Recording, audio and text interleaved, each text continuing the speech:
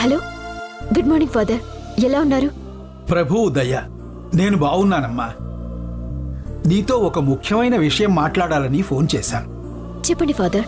నువ్వు ఎప్పటి నుంచో నీ స్నేహితురాలు చిన్ని కోసం వెతుకుతున్నావు కదా? అవును ఫాదర్.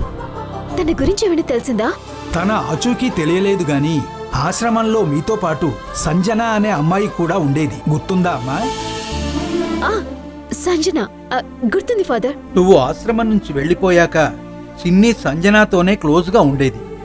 ఆ సంజన ఫోన్ నంబర్ వేరే వాళ్ల ద్వారా తెలిసింది. నీకు పంపిస్తాను, ఒకసారి తనతో మాట్లాడమ్మా. తనకు ఖచ్చితంగా చిన్ని జాడ తెలిసే ఉంటుందని అనుకుంటున్నాను. అలాగే ఫాదర్, తన నెంబర్ పంపండి. Thank you so much father. ఇన్ని రోజులుగా నేను వెతుకుతున్న సత్యాన్ని త్వరలోనే కలుస్తాననిపిస్తోంది. God bless you my child.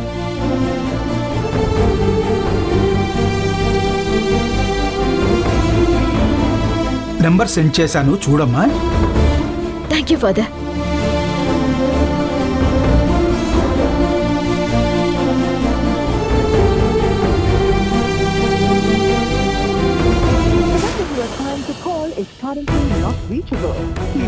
Not reachable.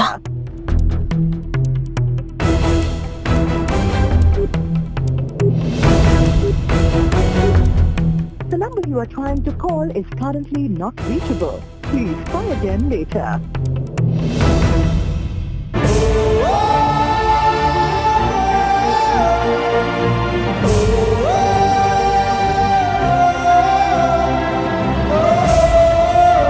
ఎక్కడున్నా చిన్ని, నిన్నొకసారి కలవాలి.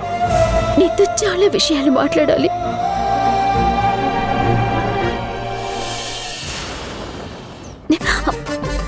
ఓ ఏంటి కళాఖండం? ఓ చిత్రపటమా? ఆర్కియాలజీ డిపార్ట్మెంట్ తవ్వకాల్లో బయటపడ్డట్టుందేంటి? మనోహర్, అది నాది, ఇలా ఇవ్వు. ఇస్తానులే కానీ ఏ శతాబ్దందండి బాబు? క్రీస్తు పూర్వం ఫోటో అనుకుంటా. ప్లీజ్ ఇలా ఇవ్వు, అది నాకు చాలా వాల్యుబుల్.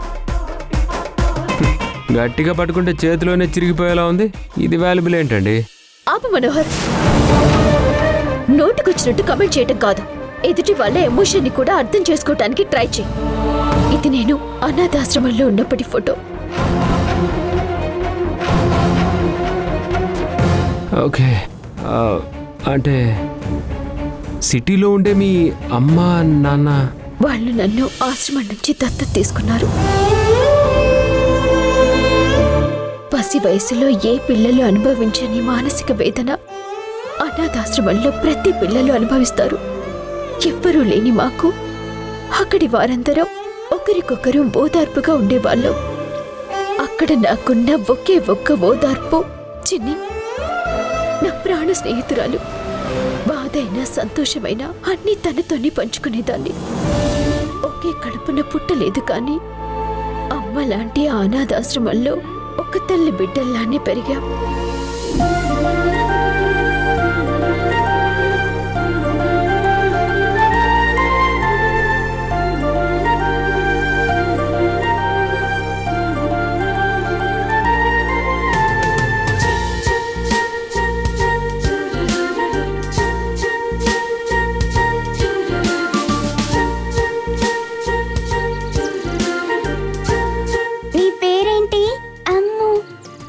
పేరు చిన్ని. కొత్తగా వచ్చావు కదా, అలాగే భయంగా ఉంటుంది. అందరితో ఆడుకుంటే అలవాటైపోతుంది. రా, ట్రైన్ ఆట ఆడుకుందాం.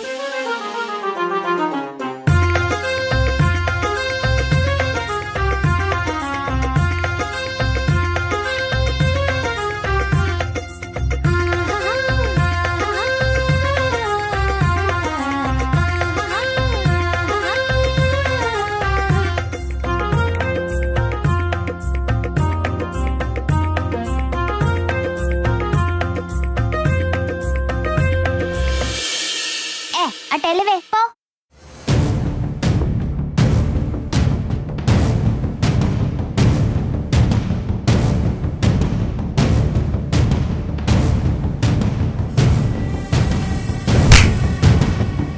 చిన్ని నా ఫ్రెండు. ఇంకోసారి తన్నేమైనా అన్నావనుకో ఊరుకోను. పద చిన్ని.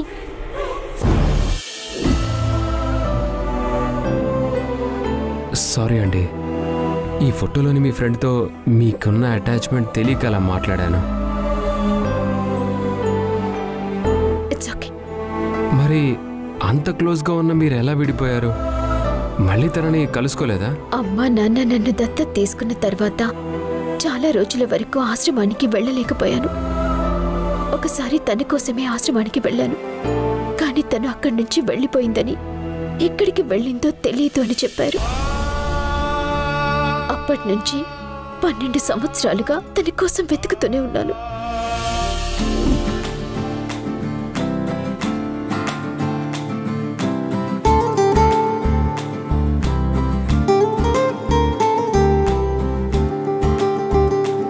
ఏమండి, అమ్మాయి చూడండి ఎంత బాగుందో కదా. మన ఇంటికి తీసుకెళ్దామండి. అలాగే.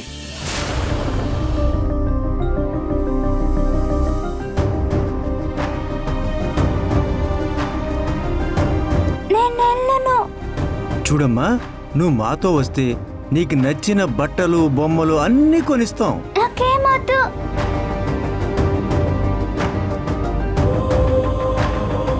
పిల్లలు అందరూ లోపలికి వెళ్ళిపోండి.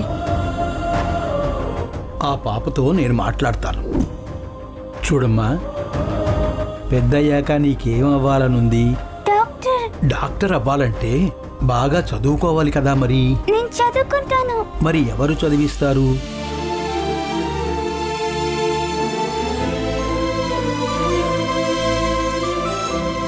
నువ్వు వాళ్లతో వెళ్తే నీకు అమ్మా నాన్న దొరుకుతారు. వాళ్లకు పిల్లలు లేరన్న బాధ పోతుంది. నిన్ను బాగా చదివిస్తారు. నాతో పాటు చిన్నిని కూడా తీసుకెళ్ళొచ్చా? ఓ, అదా నీ బాధ. ముందు నువ్వు వెళ్ళు. కొన్ని రోజుల తర్వాత చిన్నిని కూడా తీసుకువెళ్ళొచ్చు. అప్పుడు మా ఇద్దరికి అమ్మా నాన్న ఉంటారు. ఇద్దరు చదువుకోవచ్చు. సరే, వెళ్తాను. God bless you my child.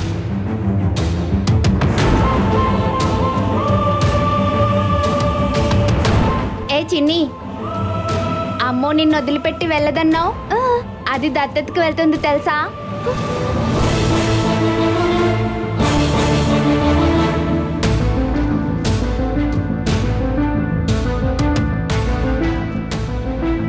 నేను చిన్నికి చెప్పొస్తా.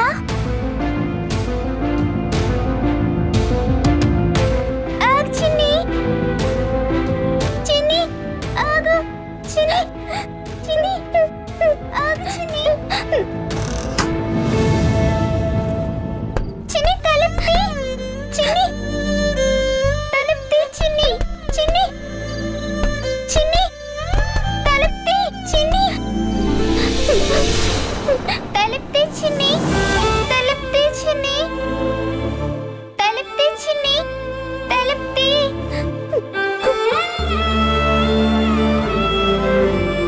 అమ్మో, చిన్నీకి నేను నచ్చ చెప్తానమ్మా. వాళ్ళు వెయిట్ చేస్తున్నారు. వాళ్లతో వెళ్ళు. రా అమ్మా, రా.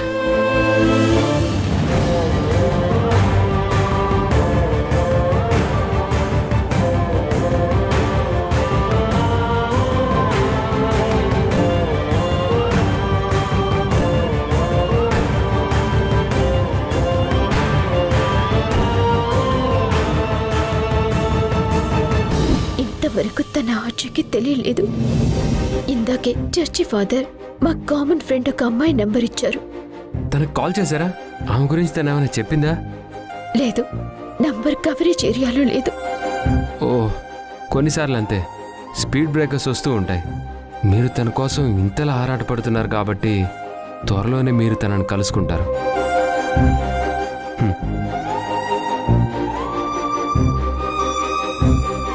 నేను అదే కోరుకుంటున్నాను. తనెక్కడుందో, ఎలా ఉందో, తనని ఎప్పుడు కలుస్తానో అని ఆరాటంగా ఎదురు చూస్తున్నాను.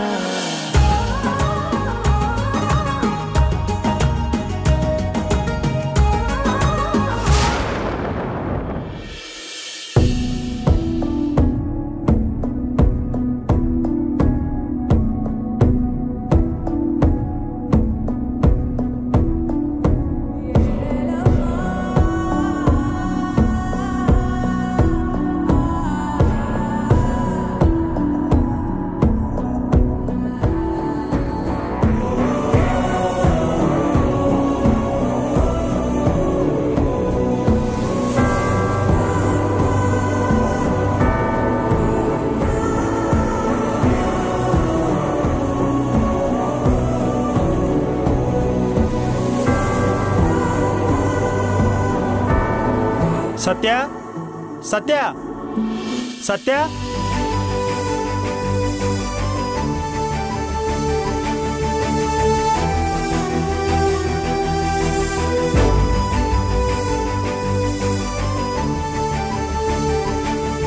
అంకుల్ మీరా రండి. నేనొచ్చింది అతిథి మర్యాదల కోసం కాదమ్మా, ఇంటి అద్దె కోసం. ఈ నెలతో కలిపి 6 నెలలైంది. ఇంకెప్పుడు ఇస్తావు అద్దె? ఈ ఒక్క నెల ఆగండి అంకుల్ ప్లీజ్. జాబ్ ట్రయల్స్ లో ఉన్నాను.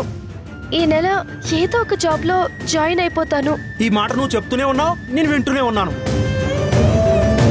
ఏదో దిక్కు ముఖం లేని పిల్లవు కదా అని జాలిపడి వదిలేస్తుంటే మరి ఇలా చేస్తే ఎలా అమ్మా? నా కుటుంబం కూడా బతకాలి కదా.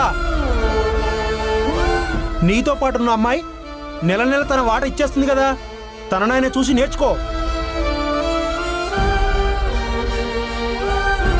నీకు 15 రోజులు టైం ఇస్తున్నానమ్మా. 6 నెలల అద్దె కట్టావా? సరే సరే, లేదంటే ఇల్లు కాల్ చేసి వెళ్ళిపో. ఈ సిటీలో ఎన్ని అనాథాశ్రమాలు లేవు. తేరగా ఉండడానికి నా కంపె దొరికిందా? 10 రోజులు.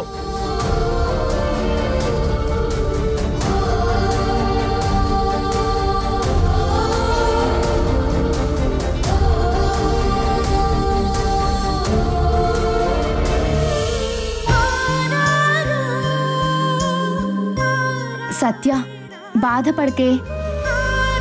బాధ నేనా? నేను ఆ స్టేజ్ని ఎప్పుడో దాటేశానే. ఊహ తెలిసిన దగ్గర నుంచి బ్రతకడానికి పోరాడుతూనే ఉన్నాను. బాధ, ఏడుపు, ఈ ఆకలి, ఇందాకన్నట్టే ఆ మాటలు, అవమానాలు నాకేం కొత్త కాదు. అందుకేనేమో కళ్ళల్లో నుంచి నీళ్లు రావడం కూడా మానేశాయి. అయినా నా గుండెల్లో మంటలకి అవి ఎప్పుడో ఆవిరైపోయి ఉంటాయి.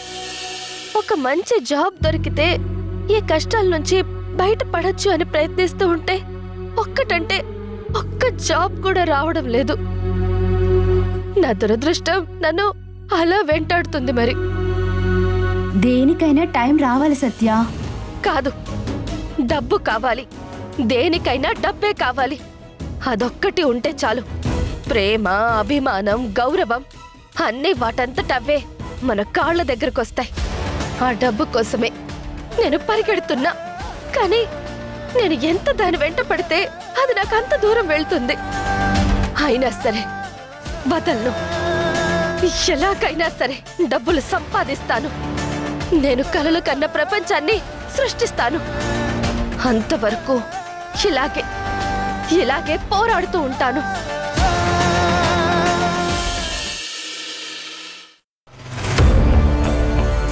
సార్, మిమ్మల్ని వాసుదేవ్ సారు అర్జెంటుగా ప్రాజెక్ట్ ఫైల్ తీసుకొని రమ్మంటున్నారు సార్.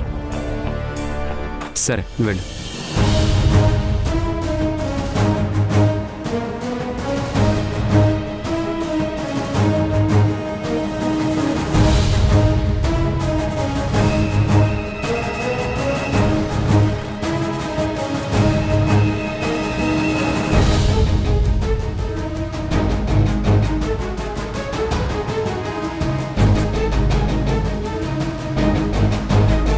హలో, ఏంటండి? ఫైల్ ఒక చోట పెట్టి ఇంకొక చోట వెతికితే ఎలా కనిపిస్తుంది?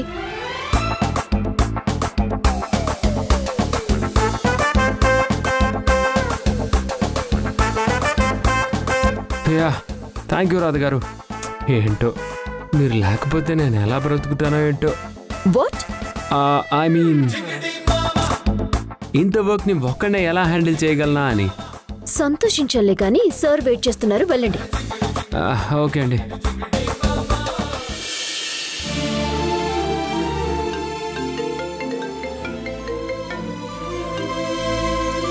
Good morning father.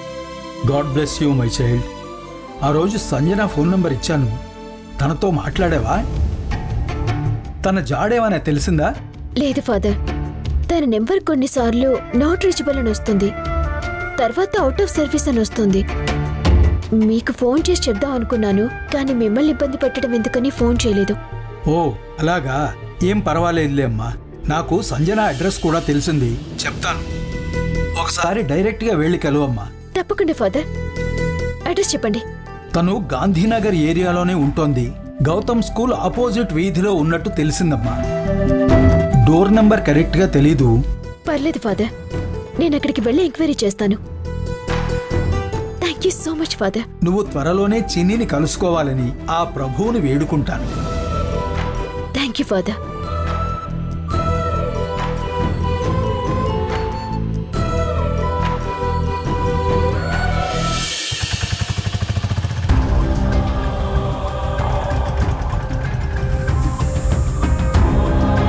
దేవుడా, ఇవాళ ఎలాగైనా సరే చిన్ని ఎక్కడుందో ఏంటో వివరాలు తెలియాలి. సంజనకి చిన్ని టచ్లోనే ఉండుండొచ్చు. వన్స్ సంజనని కలిస్తే చాలు, చిన్ని దొరికేసినట్టే.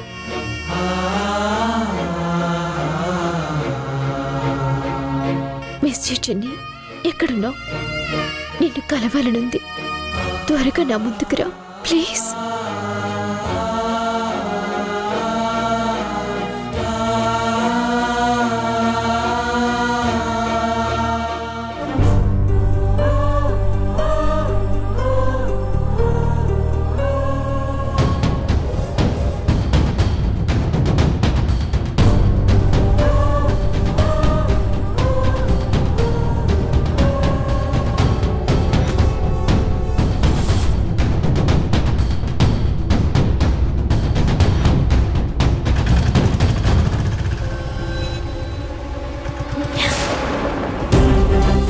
ఏమైందన్నా? ఒక్క నిమిషం ఆగండమ్మా, ఏమైందో చూస్తాను. ఏమైందన్నా? అదే తెలియట్లేదమ్మా, చూస్తున్నాను.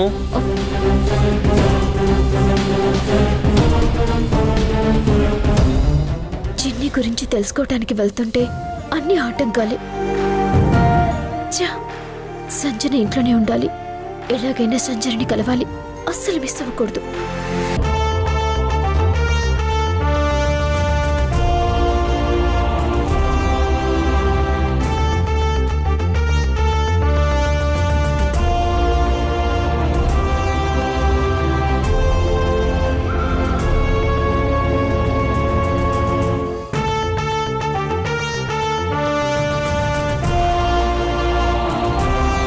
ఈ అమ్మాయి కూడా నాలాగే ఏదైనా జాబ్ ఇంటర్వ్యూకి వెళ్తుందేమో. పాపం బాగా టెన్షన్ పడుతోంది.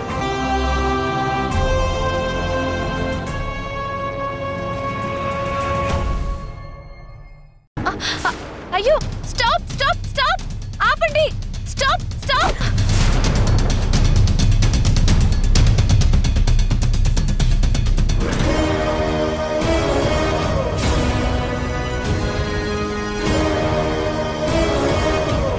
Are you okay? Yeah, I'm okay. మీ ఫైల్ పడిపోయిందండి. Oh shit.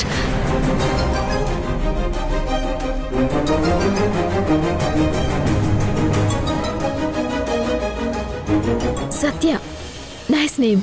Thank you. మీ పేరు? ఐఎమ్ రాధా. నైస్. ఏదో ఇంటర్వ్యూకి వెళ్తున్నట్టున్నారు. Yes. Okay, all the best. Thank you so much. Madam, auto ready. వస్తున్నా. Okay bye, careful. Okay okay bye.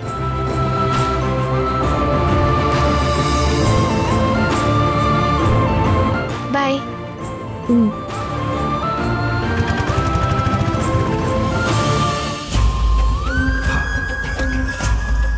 Saritha,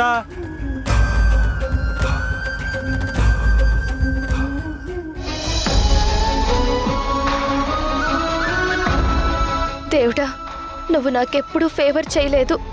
నేనేం అడిగినా అన్నీ రివర్స్లోనే చేశావు. ఫస్ట్ టైం మనస్ఫూర్తిగా అడుగుతున్నాను. ఈ జాబ్కి రిటర్న్ టెస్ట్ కూడా క్వాలిఫై అయిపోయాను. ఫేస్ టు ఫేస్ ఇంటర్వ్యూలో ఎలాగైనా సెలెక్ట్ అయ్యేలా చూడు స్వామి. Please please please please. ఈ జాబ్ నాకొస్తే నెలకి 50,000 జీతం. నా లైఫే మారిపోతుంది. ఎలాగైనా ఈ జాబ్ నాకు వచ్చేలా చే please. Madhavi,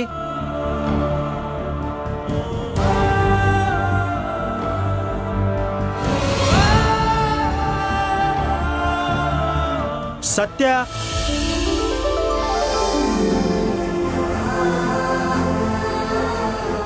hello sir. Hello.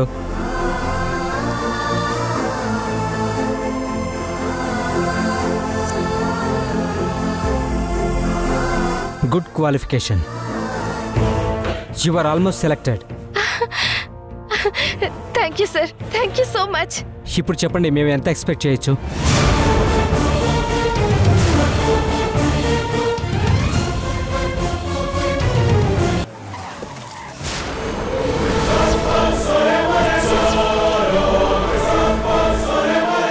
ఈవిడొచ్చిందేంటి? ఏం కొంపలు ముంచడానికి వచ్చిందో.